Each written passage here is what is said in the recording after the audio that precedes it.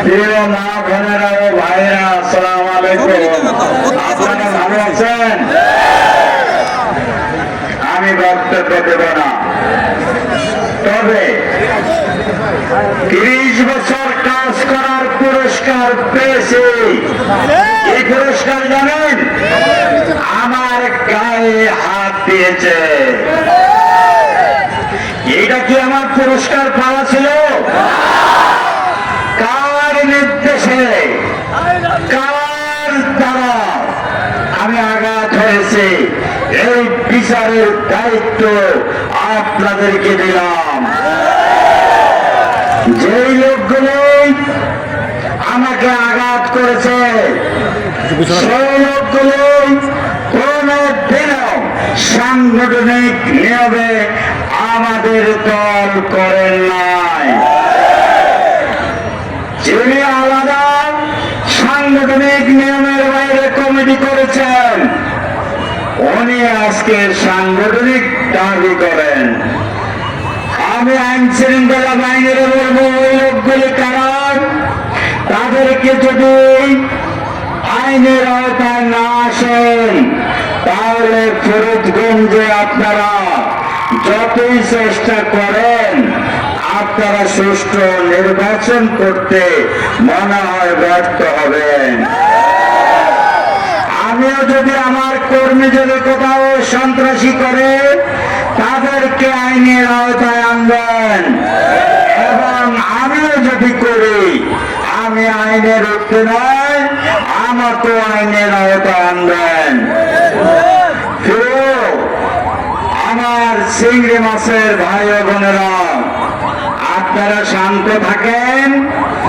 আপনারা ভোটের মাধ্যমে এই সন্ত্রাসীদের জবাব দেওয়ার জন্য আমি আহ্বান করছি। 12ই ফেব্রুয়ারি যদি আমরা জয়ী হই, আমরা কোন প্রতিশোধ নেব না।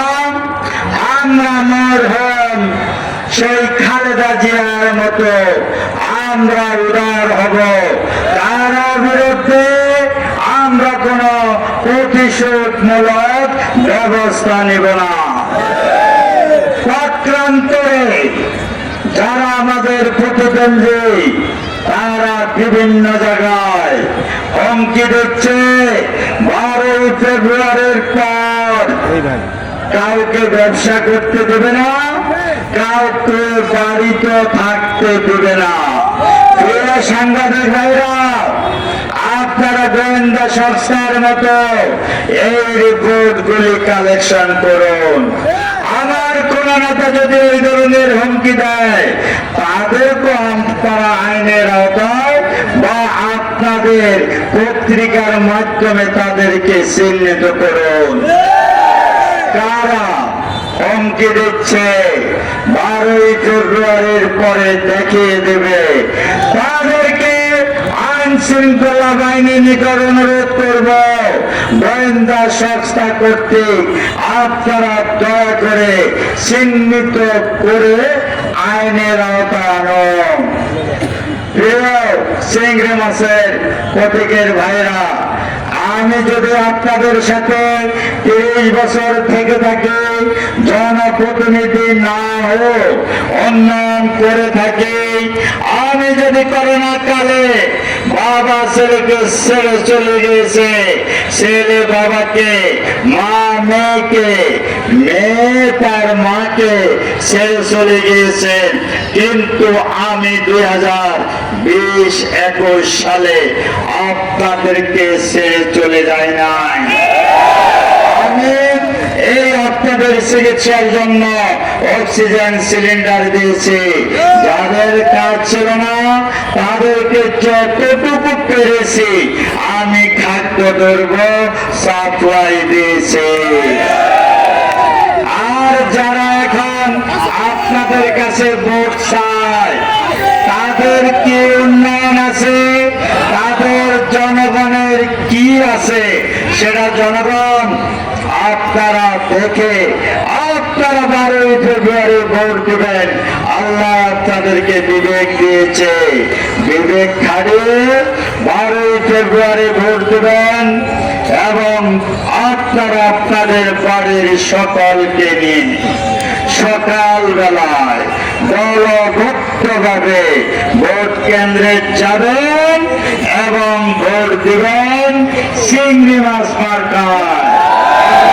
আপনাদের আত্মীয় স্বজনকে ভোট দিতে বলবেন, বলবেন কিনা? বলবেন কিনা? সকালবেলায় ভোট কেন্দ্রে নিজ দায়িত্বে আসবেন কিনা?